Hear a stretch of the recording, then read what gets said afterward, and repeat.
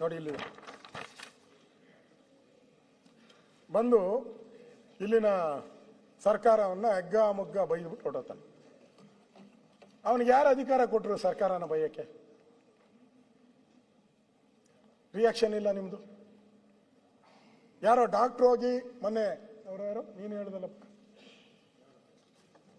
ಅವನು ಹೋಗಿ ಬಾಂಗ್ಲಾದೇಶದವ್ರು ಇಲ್ಲಿ ಇದ್ದಾರೆ ಅಂತ ಹೇಳಿದ್ಕೆ ಅವನಿಗೆ ಪೊಲೀಸರು ಟಾರ್ಚರ್ ಮಾಡಕ್ಕಿದ್ದಾರೆ. ಪುನೀತ್ ಕೆರೆಹಳ್ಳಿ ಇದೇ ಕೆಲಸ ಮಾಡಿದ್ಕೆ ಪುನೀತ್ ಕೆರೆಹಳ್ಳಿಗೆ ಹಿಡಿದು ಟಾರ್ಚರ್ ಮೇಲೆ ಟಾರ್ಚರು, ಕೇಸ್ಗಳ ಮೇಲೆ ಕೇಸು. ಕರ್ನಾಟಕದವರು ಬೆಂಗಳೂರವರು ಪುನೀತ್ ಕೆರೆಹಳ್ಳಿ ಇವನು ಯಾರೋ ಬಂದು ಅಲ್ಲಿಂದ ಬಂದು ಕೇರಳದಿಂದ ಬಂದು ಇಲ್ಲಿ ಬಂದು ಸರ್ಕಾರನ ಬೈದು ಹೋಗಿದ್ದಾನೆ. ಇವನ ಮೇಲೆ ಕೇಸ್ ಹಾಕಿಲ್ಲ ನೀವು?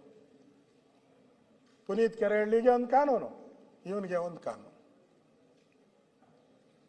ಇಲ್ಲಿ ಇರೋರೆಲ್ಲರೂ ಕೂಡ ನಾನಲ್ಲ ಬಾಂಗ್ಲಾದೇಶದವರು ಅಂತ ಎಲ್ಲ ಬರೆದಿದ್ದಾರೆ ಪತ್ರಿಕೆ ಎಲ್ಲ ನೋಡಿ.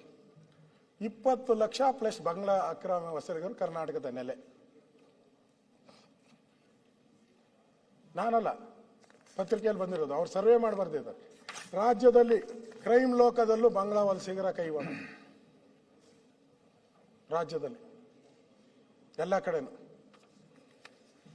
ಹಿಂಗೆ ಬಿಟ್ರೆ 2ನೇ ಪೀಳಿಗೆ 3ನೇ ಪೀಳಿಗೆಗೂ ದೊಡ್ಡ ಅಪಾಯ. ಬಾಂಗ್ಲಾದೇಶದ ವಲಸಿಗರ ಹೆಚ್ಚಳಕ್ಕೆ ಓಲೈಕೆ ರಾಜಕಾರಣವೇ ಕಾರಣ. ಪತ್ರಿಕೆಯಲ್ಲಿ ಬಂದಿರೋದು ಇದೆಲ್ಲನೂ ಕೂಡ. ಕ್ರೈಮ್ ಲೋಕದಲ್ಲೂ ಬಾಂಗ್ಲಾ ವಲಸಿಗರ ಕೈವಾಡ. ಬಾಂಗ್ಲಾ ವಲಸಿಗರಿಗೆ ಸರ್ಕಾರಿ ದಾಖಲೆ ನಮ್ಮವ್ರಿಗಿಲ್ಲ.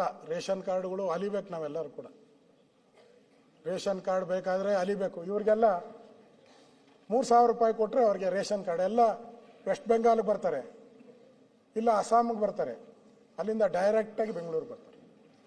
ಮೊನ್ನೆ ಯಾರ್ದೋ ನಮ್ಮ ಮದುವೆ ಚಿಕ್ಕಮಂಗ್ಳೂರಿಗೆ ಹೋಗಿದ್ರು, ಮದುವೆಗೆ ಚಿಕ್ಕಮಂಗ್ಳೂರಿಗೆ ಹೋಗಿದ್ದೆ.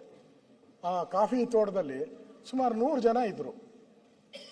ಮನೇನೂ ಇಲ್ಲ, ಎಲ್ಲ ಪ್ಲಾಸ್ಟಿಕ್ ಟೆಂಟ್ ಹಾಕೊಂಡಿದ್ದಾರೆ ಎಲ್ಲರೂ, ಎಲ್ಲ ಬಾಂಗ್ಲಾದೇಶದವ್ರೆ.